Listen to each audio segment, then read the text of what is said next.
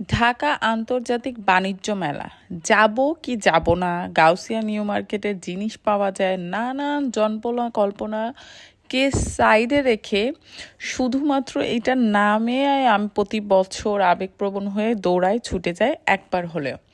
তো সেই বলা সেই কাজ, চলে গেলাম বাণিজ্য মেলায়, অনলাইনে টিকিট কেটে ঢুকে পড়লাম ভিতরে। রবিবারে এসেছিলাম, রবিবারটা চুজ করেছিলাম এই জন্য যে ভিড় থাকবে না, বাট রবিবারেও ভিড় ছিল।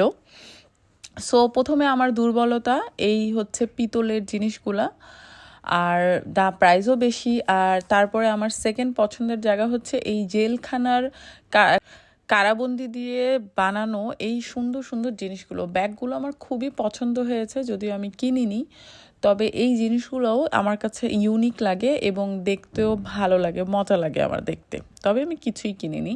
এখানে পুতুল ছিল, তারপর অনেক এই জিনিসগুলো ছিল, এগুলোও আমি কিনি নাই, জাস্ট দেখেছি।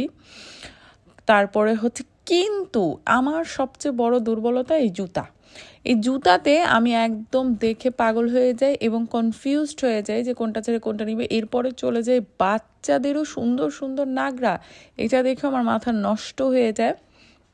তারপর আমি কোনটা নিব অনেকক্ষণ কনফিউজড থেকে পরে চিন্তা ভাবনা করতে করতে পর একটা নিয়ে নিই। পরে এই মজাদার চাটা কেউ মিস করবেন না যদি বাণিজ্য মেলায় আসেন। পরে আমি আবার একটা আংটিও কিনি। এখানে অনেক সুন্দর সুন্দর কাশ্মীরি ব্যাগ ছিল, প্রাইস বেশির কারণে আমি আর ব্যাগগুলোও নিই নাই।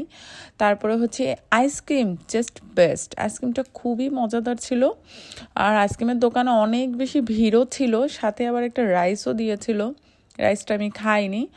বিস্কিটের দোকানেও আবার বিস্কিটের কেনাকাটা। পরে ভাইরে ভাই, এই রাইডে উঠে আমার পুরাই মাথা নষ্ট, চিৎকার দিয়ে আমার নিজের গলাও ব্যথা, উঠে তো গিয়েছে কিন্তু এত ভয়ঙ্কর। তবে মজা ছিল, এনজয়েবল ছিল। এই আচারটাও কিন্তু খুবই টেস্টি ছিল। অবশেষে মজা করে টুকটাক হালকা পাতলা জিনিস কিনে 2026-এর বাণিজ্য মেলাকে টাটা দিলাম।